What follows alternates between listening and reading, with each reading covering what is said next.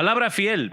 Si alguno anhela obispado, buena obra desea, pero es necesario que el obispo sea irreprensible, marido de una sola mujer, sobrio, prudente, decoroso, hospedador, apto para enseñar, no dado al vino, no pendenciero, no codicioso de ganancias deshonestas, sino amable, apacible, no avaro, que gobierne bien su casa, que tenga a sus hijos en sujeción con toda honestidad, pues el que no sabe gobernar su propia casa, ¿cómo cuidará de la iglesia de Dios? No un neófito, no sea que envaneciéndose caiga en la condenación del diablo. También es necesario que tenga buen testimonio de los de afuera, para que no caiga en descrédito y en lazo del diablo. Oremos, hermanos. Señor Santo, te damos las gracias por tu palabra, gracias porque tú nos das la guía, la dirección, y tu Espíritu Santo, Señor, está para poder dirigirnos en este camino de santificación, para que a través de tu palabra y tu Espíritu realices esta obra, Señor, que es imposible para nosotros, y puedas transformarnos más a la semejanza de nuestro Salvador.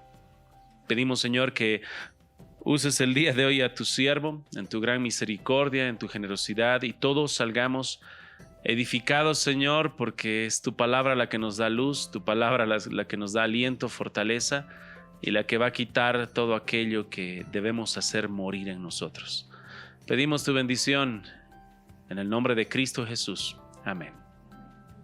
Que el Señor los bendiga, hermanos. Ahora que estamos ya en la última parte, que estudiamos estos requisitos de los candidatos al obispado y al diaconado, es importante que ahora veamos que estos tres últimos requisitos que vamos a llevar hoy hablan acerca del hogar del candidato, la experiencia del candidato y el testimonio del candidato. Por eso dice que gobierne bien su casa, así que ahí estamos hablando de su hogar. Después dice que no sea un neófito, vamos a hablar un poco de su experiencia. Y finalmente dice que también tenga buen testimonio de los de afuera, significa también testimonio. Así que para que puedan recordar de manera más sencilla, hablamos del hogar, hablamos de la experiencia y hablamos del testimonio. Hace unos años atrás, cuando todavía estábamos en la calle Villavicencio, recuerdo que mis padres, esto está, hermanos, hace bastante tiempo atrás, podría decir que fácilmente unos 10 años atrás. Recuerdo que mis padres me dieron una tarea muy importante en ese tiempo. Me dijeron: Ángel, necesitamos comprar una cámara fotográfica. ¿Será que tú nos puedes ayudar? Y les dije: claro que sí. Yo soy experto en hacer gastar dinero a mis padres, así que vamos a buscar la mejor cámara posible. Y les dije: ¿cuál es su presupuesto? En ese entonces ellos estaban queriendo comprar una cámara y yo les dije: encontré una cámara que va a ser excelente porque va a reemplazar la filmadora y la cámara fotográfica, así que pueden gastar ese dinero que tienen, ese presupuesto, en solo una. Fui a averiguar y encontré una cámara de aproximadamente $500. Fue una cámara semiprofesional. Y después de haberla comprado, la estaba utilizando y empecé a ver cómo se sacan fotografías. Me empezó a gustar un poco. Y ahora no me preguntes cómo ni me preguntes cuándo, pero hubo alguien, un familiar muy cercano, que me dijo: Ángel, ¿será que me puedes prestar tu cámara? Y mi esposa me dijo: claro, puedes prestar, no pasa nada. Ahora, a mí se me ocurrió prestar mi cámara, o esa cámara que eran de mis padres. Pasó como una semana, me la devolvieron y después yo la seguí usando hasta que me di cuenta de algo. Resulta que cada cámara en la parte del lente tiene un cobertor, una tapita, para que no se dañe lo que es el cristal, ¿ya?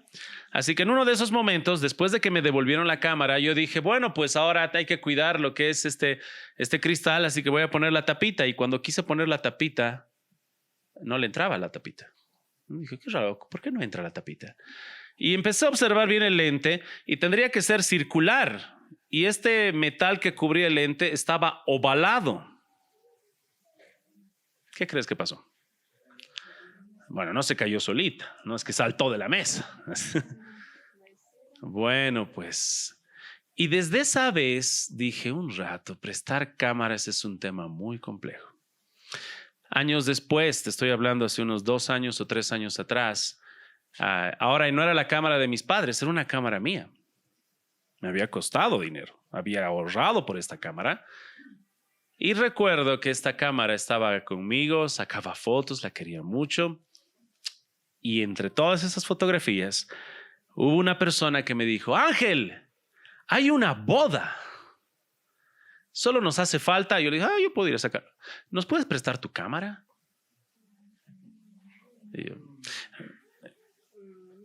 Era una persona que se estaba casando y con mucho cariño le dije, puedo yo ayudarte con las fotos, pero no puedo prestar mi cámara. Disculpa, es una regla, creo que esto no se puede cambiar, no puedo prestarla. ¿Seguro? ¿No puede pensarlo? No voy a prestar mi cámara. Ahora, esta pequeña ilustración no se compara a lo que estamos teniendo delante de nosotros. Porque estos encargados que van a cuidar la iglesia del Señor no están cuidando una cámara de $1,000. Ni siquiera una cámara profesional de $20,000. Esta iglesia que tenemos nosotros ha sido comprada por precio. Amén. Amén. La sangre de nuestro Señor. No solamente ha sido comprada por precio como si esta iglesia fuera un zapato o un objeto. Cristo Jesús, ¿qué le llama a esta su iglesia? Le llama la esposa del Cordero o la novia del Cordero. Ahora dime tú si es importante o no es importante para Cristo. Pastor, es sumamente importante. En Hechos se nos menciona que Él la compró con su misma sangre. De tal manera que si vamos a escoger personas que van a cuidar la iglesia, que no es nuestra, es del Señor, entonces más vale que sean personas que cumplan las cualidades que se está buscando en la palabra de Dios. Y no podemos tomar esto a la ligera. Si ese joven un poco negligente prestó una cámara que no debía prestar, que no era suya, y luego cuando es una cámara suya decide no prestar porque la está cuidando, y ahora tenemos una iglesia que fue comprada por precio, tenemos que tener mucho más cuidado. Amén. Por lo tanto, hoy estamos observando estas últimas 3 cualidades que nos van a hablar acerca del hogar, la experiencia y el testimonio. Veamos. Dice la Escritura así en el capítulo 3, verso 4, que gobierne bien su casa, que tenga a sus hijos en sujeción con toda honestidad, pues el que no sabe gobernar su propia casa, ¿cómo cuidará de la iglesia de Dios? Y aquí se nos está hablando acerca de una cualidad que es su liderazgo. Cómo gobierna él su mismo hogar va a ser obviamente una muestra pequeña de cómo va a gobernar la iglesia. Es más, aquí yo te estoy diciendo la palabra liderazgo, pero en el texto que estamos viendo acá, dice en el verso 5, el que no sabe gobernar su propia casa. Y es ahí donde tenemos esta palabra gobernar, que está hablando de presidir. La palabra griega es una unión de 2 palabras que muestran a alguien que está al frente dirigiendo. Ese es un líder. Es alguien que gobierna, es alguien que preside. Quisiera que veamos, esa misma palabra griega se va a usar en el libro de Romanos capítulo 12. Vamos brevemente. Romanos capítulo número 12.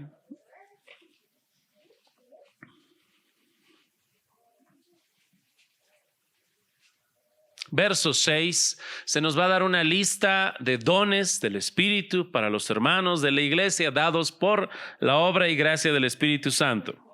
Y la palabra proistemi, que es gobernar, está aquí. Ahora tu trabajo es identificar dónde está. Dice la palabra de Dios en el verso 6, de manera que teniendo diferentes dones según la gracia que nos es dada, si el de profecía, úsese conforme a la medida de la fe. O el de servicio, pues en servir. O el que enseña en la enseñanza. Verso 8.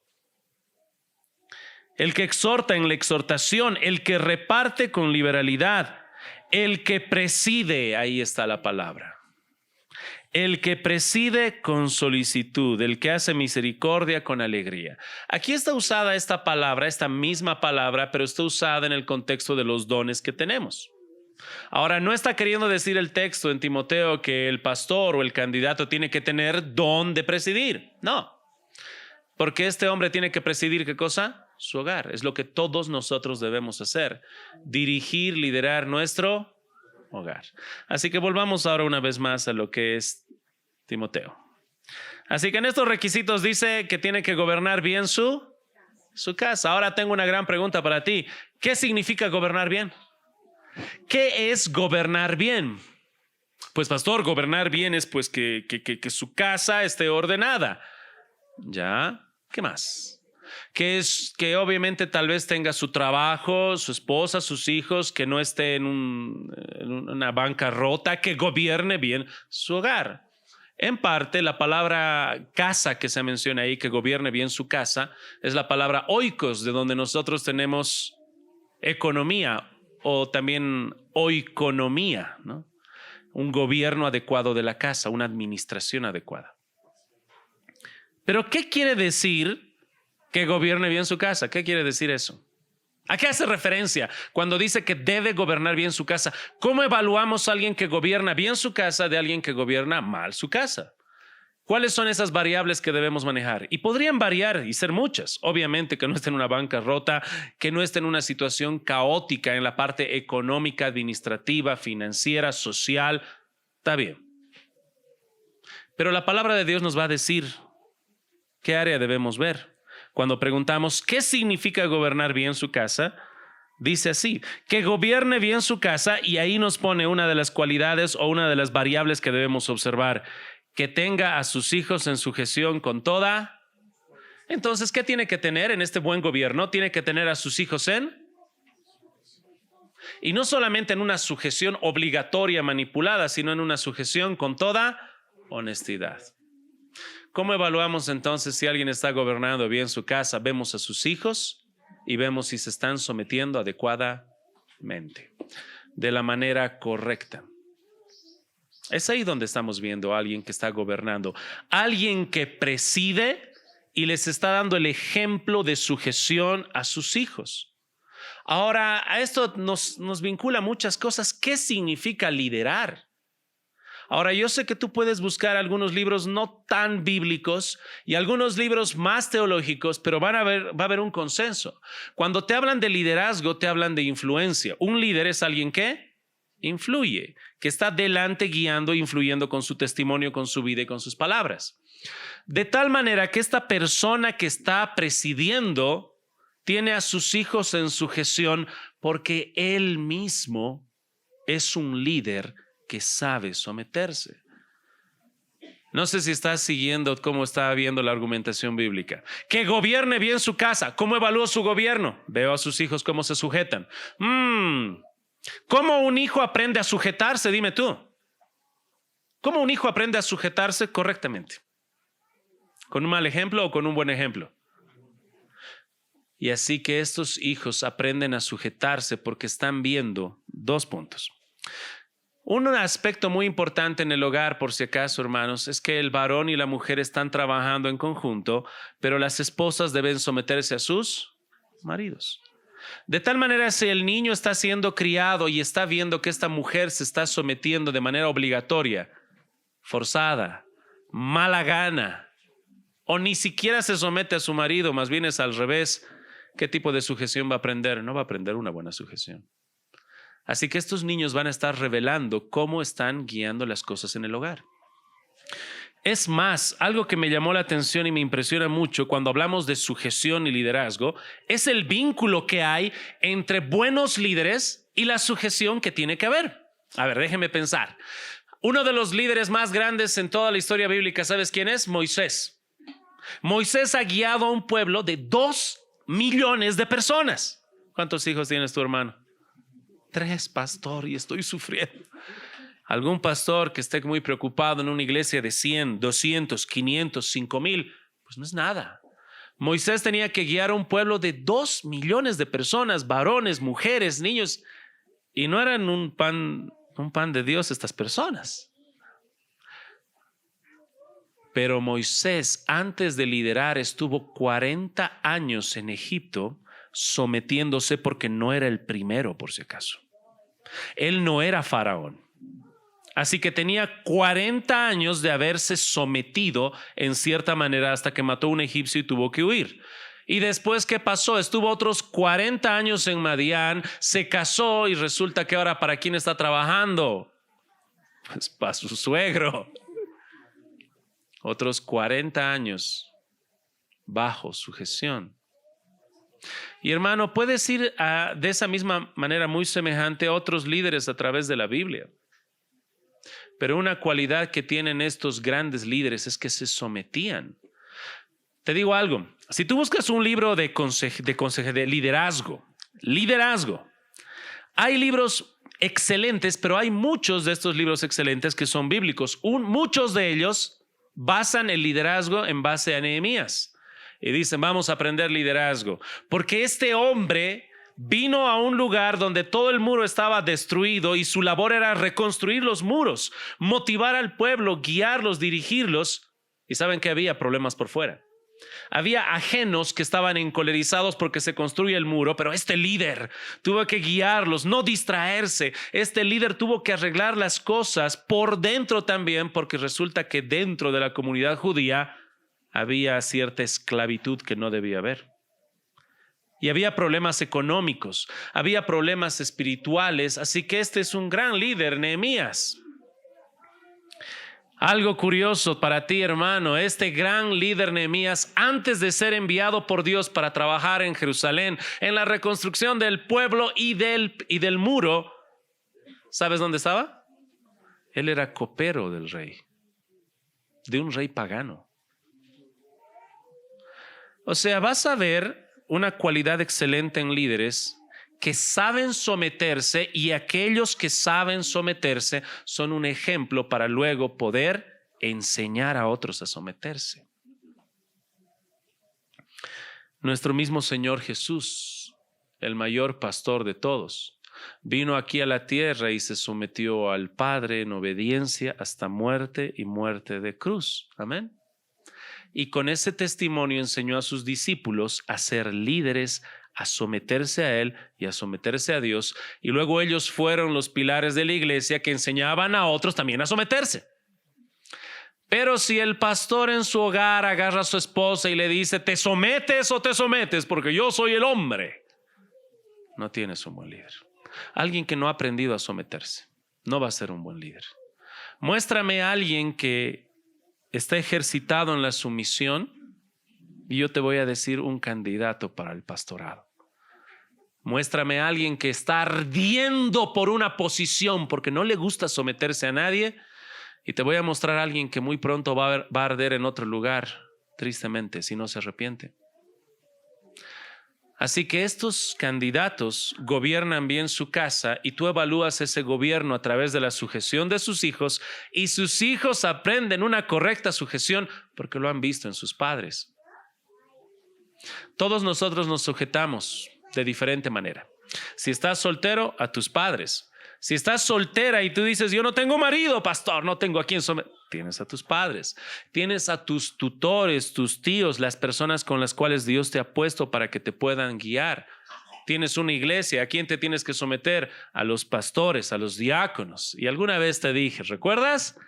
Bueno, pastor, para usted es fácil, usted es el pastor, usted no tiene que someterse a nadie, ¿no? Y ya recuerdan que les dije. Nosotros tenemos un gobierno congregacional donde hay una sujeción entre el pastor hacia la congregación y la congregación hacia su pastor. Como les comenté alguna vez, ¿recuerdan? Hermanos, a los diáconos, tenemos que modernizar lo que pasa. El equipo de sonido tiene más de 10 años y yo hallo la falta y necesidad y les propongo ese proyecto. Y los diáconos con mucho amor me dicen, pastor, no. Todavía. Y según nuestra normativa de la iglesia, yo tengo que someterme a ellos porque pasa un monto que no me corresponde. Así que tengo que someterme, ¿sí o no? Pero soy el pastor.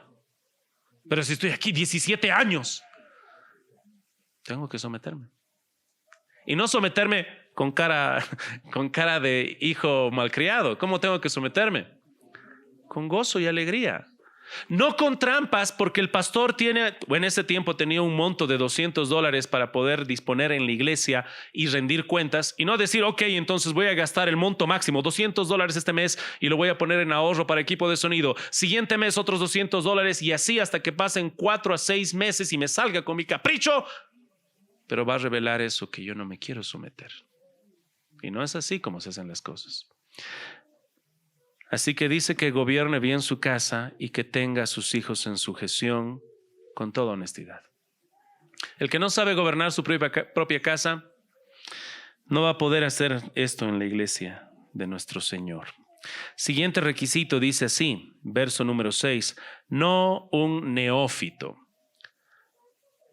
La palabra neófito está compuesta de dos palabras griegas que significan nuevo y plantado. ¿Ok? ¿Qué significa nuevo y plantado? Un recién plantado, no un neófito, no un recién convertido. Y aquí estoy colocando el tema de experiencia, porque resulta, hermanos, que nosotros cuando estamos a través de los años, algo que ganamos si vivimos adecuadamente es una correcta experiencia. Alguien que es un recién convertido no tiene esa experiencia que debe tener. Así que la escritura es muy clara cuando dice, y lo explico un poco más, no un neófito, no sea que envaneciéndose o llenándose de humo, así es el texto más literal, no sea que envaneciéndose caiga en la condenación del diablo. Y recuerda cómo fue la condenación del diablo, que él quería ser como Dios. Y que luego cuando habló con Eva, ¿qué les dijo? Bueno, lo que pasa es que si tú comes, serás como... Este envanecimiento, este estar lleno de humo, viene si tú colocas en una posición a alguien que es un recién convertido o alguien que es un recién plantado, un nuevo plantado. Y aquí, hermanos, es donde quisiera que podamos analizar. Entonces, pastor, a ver, analicemos esto de ser recién plantados, porque cada uno de ustedes ha sido un recién plantado, ¿sí o no? En el momento que hemos creído, hemos sido recién plantados. Yo también. ¿En qué momento dejas de ser recién plantado? Aquí el texto dice algún número de años. 3 años, 4, 5, 10. ¿De dónde sacamos entonces ahora en qué momento deja de ser un recién plantado? A ver, podemos jugar a poner reglas humanas. Recuerdo que cuando hablaban de la inocencia de los niños, los judíos debatían a partir de qué año dejan de ser inocentes. Y debatían 3 años, 7 años, otros decían hasta sus 12 años. Ahora, en esas posturas me acuerdo que había una que la que más me gustaba a mí, por si acaso no es bíblica, pero te voy a compartir. Decían, un niño es inocente siempre y cuando camina desnudo y no le da vergüenza. En el momento que ya le da vergüenza, perdió su inocencia. ¿Ok? Algunos están recordando hasta cuántos años han caminado sin pañal. ¿Saben, hermanos? No sabemos. Este requisito no sabemos específicamente. Con respecto a la inocencia, por si acaso, todos nosotros nacemos pecadores, solo por si acaso. Ya por concepción estamos en pecado. Pero con respecto a ser un recién plantado, ¿en qué momento dejamos de ser un recién plantado? ¿En qué momento ya se puede asumir un cargo? Veamos algunos ejemplos breves para que nos den una idea, ¿ya? Los apóstoles, ¿cuánto tiempo estuvieron con Jesús desde que eran pescadores del vulgo hasta que empezaron a presidir, liderar? ¿Cuántos años estuvieron con Cristo? Ok, resurrección, Pentecostés empezaron. Entonces, pastor, uno deja de ser recién plantado después de 3 años y 40 días aproximadamente. ¿Será? El apóstol Pablo, desde el momento que fue recién plantado, se convirtió camino a Damasco y recibió el llamado de ser apóstol a los gentiles, hasta que estuvo en Antioquía encomendado como misionero, pasaron de 10 a 13 años. Ahora dime tú, 3 años, 13 años, agarramos la media, ¿qué hacemos? Déjame decirte lo que es obvio. Hay cosas que no sabemos, como los años, pero hay cosas que sí sabemos. Analicemos qué cualidades tiene un recién plantado. ¿Sabes qué tiene un recién plantado? Un recién plantado ha hecho confesión de fe. Amén. Un recién plantado ha creído en su corazón a Jesús como su único Salvador. Amén. Un recién plantado ha dicho en la iglesia local, necesito bautizarme. Porque es el primer acto de obediencia. Amén. No estoy escuchando los amén, hermano. Después de que él ha hecho la profesión, después de que ha hablado con las autoridades, se ha bautizado, resulta que este recién convertido es miembro de una iglesia. ¿Amén? Claro. El ser miembro de una iglesia le hace tener un pastor, ¿sí o no? Y ahí tenemos algo clave. En el momento que tiene un pastor y se somete, el pastor va a ser un elemento clave para que se pueda reconocer en qué momento ya es madura esta persona. ¿Quieres saber en qué momento dejó de ser recién plantado, nuevito o neófito? Pregúntale a su pastor de la iglesia local. Es miembro de una iglesia local, ¿verdad? Pues pregúntale. ¿Lo hayas maduro? No va a haber un tiempo de años, hermanos, porque en la misma iglesia hay ocasiones donde hay personas aquí que tienen 20 años en la iglesia y no han madurado para nada. Así como en un colegio podría estar alguien 20 años reprobando segunda de secundaria. Y que él te diga, estoy 20 años aquí en secundaria, no le da más autoridad, más bien le quita autoridad. De tal manera que tú tienes que observar a esas autoridades de su iglesia local si lo están viendo ya maduro.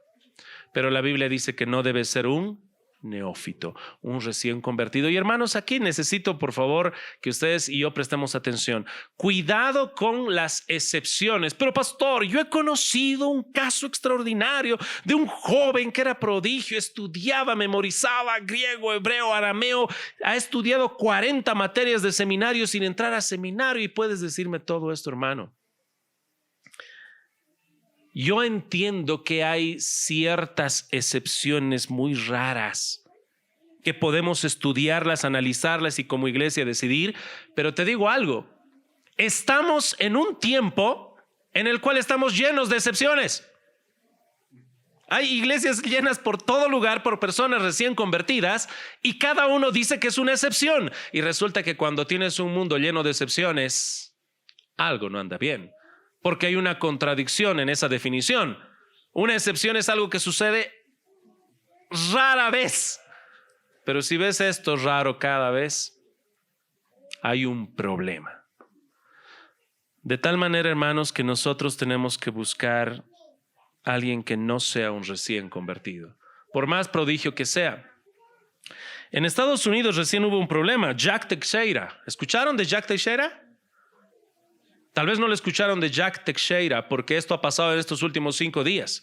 En Estados Unidos se han filtrado documentos privados y secretos con respecto a lo que es Rusia, Ucrania, la guerra, estrategias.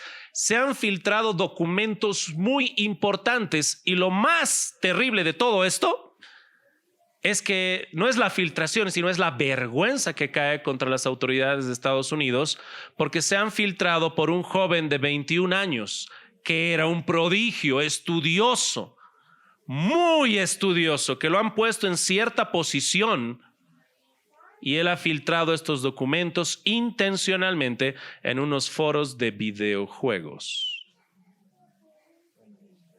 Pueden buscar si quieren, hermanos, lo que es este tema. Hay videos de su arresto. El FBI lo ha ido a arrestar estos días. Era un joven prodigio. Mucho cuidado, hermanos. Tenemos que buscar lo que la palabra de Dios nos dice, no un recién convertido. Tiene que haber evidencia de su madurez y obviamente ahí entra la iglesia local y los pastores que están previamente. Último requisito que vemos aquí, dice también el verso 7, también es necesario que tengan buen testimonio de los de afuera, para que no caigan en descrédito y en lazo del diablo. Aquí hay un doble requisito que podemos ver, porque dice, también es necesario. Ese también vincula que tiene que tener buen testimonio de los de adentro, pero también de los de afuera. La iglesia tiene que dar un buen testimonio de que todas estas cualidades se cumplen en él. Esto requiere tiempo. En nuestra iglesia local, como no dice acá un tiempo, pusimos nosotros que si en un futuro alguien quiere ocupar la posición de pastor, porque queremos una pluralidad, requiere estar como miembro en nuestra iglesia por lo menos un año. Si la iglesia lo ha visto por lo menos un año que cumple estas cualidades, puede ser considerado para ser pastor. ¿Ok? Pero hermano, tiene que tener buen testimonio de los de adentro, pero también buen testimonio de los de afuera, dice el texto. ¿Qué involucra ese buen testimonio de los de afuera? O sea, los inconversos no tienen una acusación que lo descalifica del pastorado. Y ahora aquí podemos entrar en un terreno que puede parecer peligroso. Pero pastor, el mundo, ¿qué sabe? No menosprecies al mundo. Hay cosas que el mundo o la gente que no conoce a Dios puede saber y darnos luz, porque Dios usa a veces esos vasos para humillarnos. Por ejemplo, Pablo, cuando estaba escribiendo en la iglesia en Corinto y había un hermano en la iglesia local que estaba en pecado de fornicación, ¿qué le dijo? Eso es aún vergonzoso aún entre los inconversos.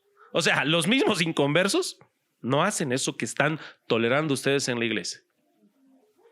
Es más, nosotros vemos algunos casos muy extraordinarios cuando Balaam estaba yendo como profeta a maldecir al pueblo de Dios y no tenía que hacerlo, y él estaba ciego en su avaricia.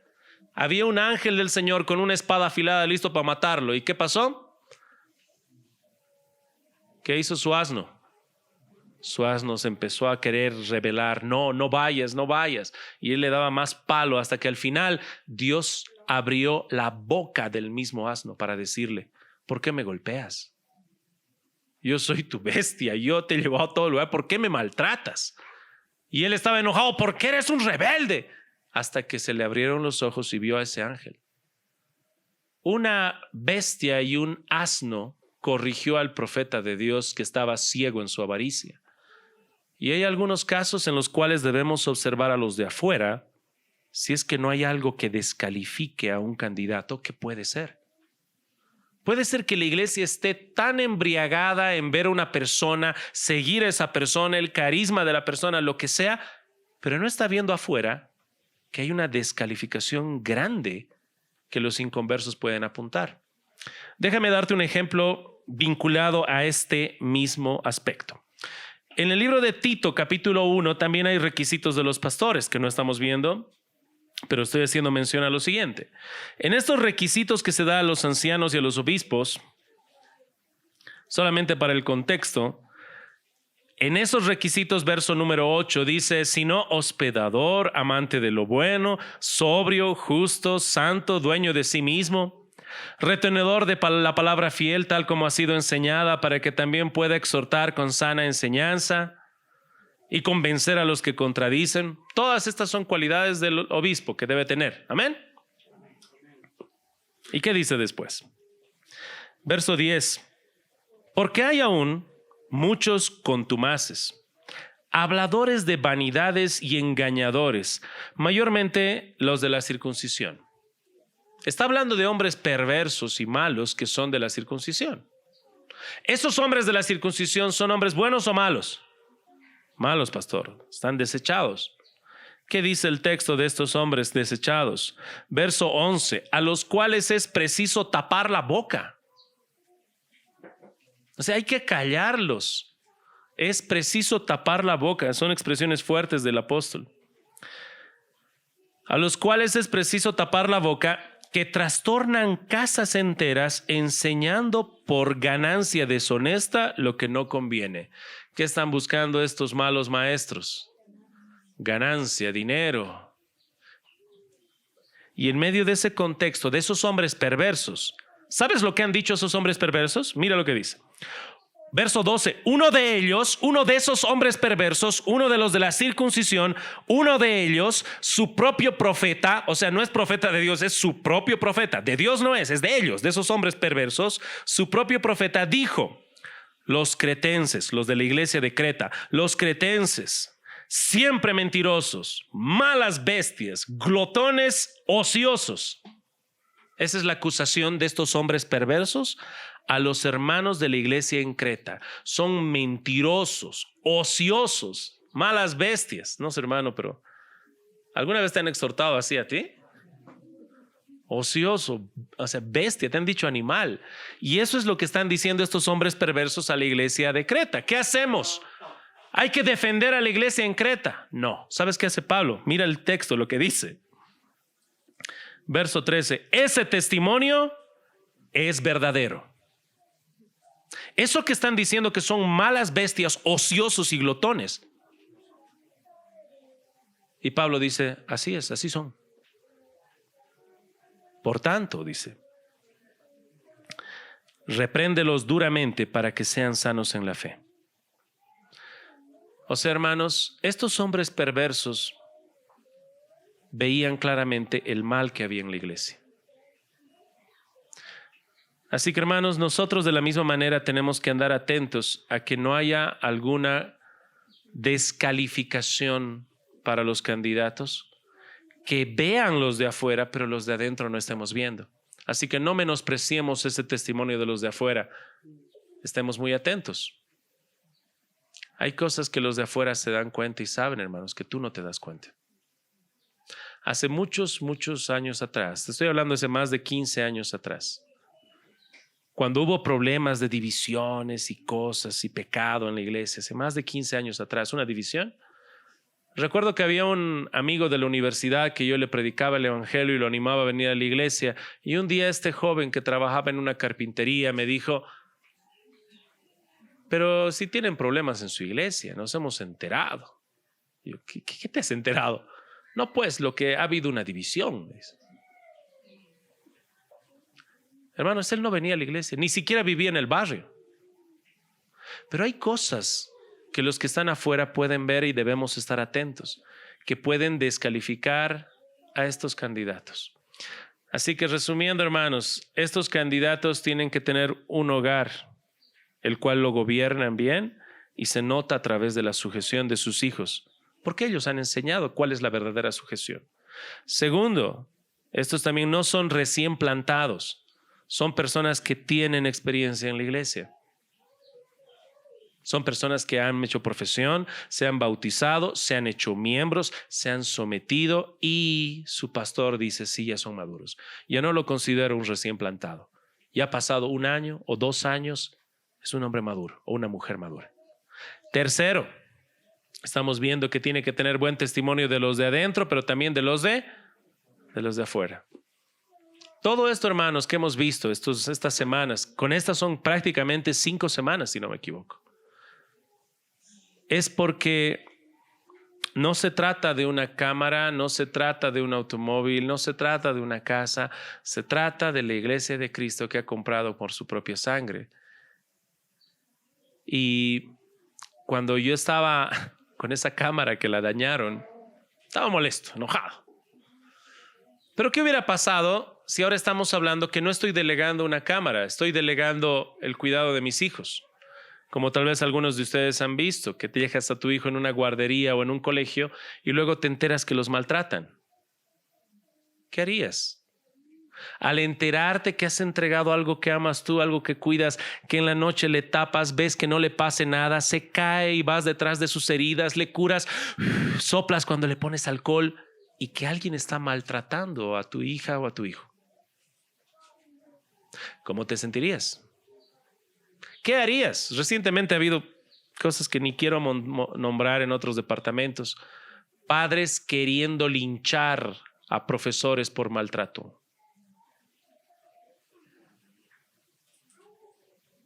Pero resulta que ahora, aunque amas a tu hijo, el amor de Cristo por su iglesia no se compara. Y es su iglesia la que nosotros somos y debemos colocar buenos administradores.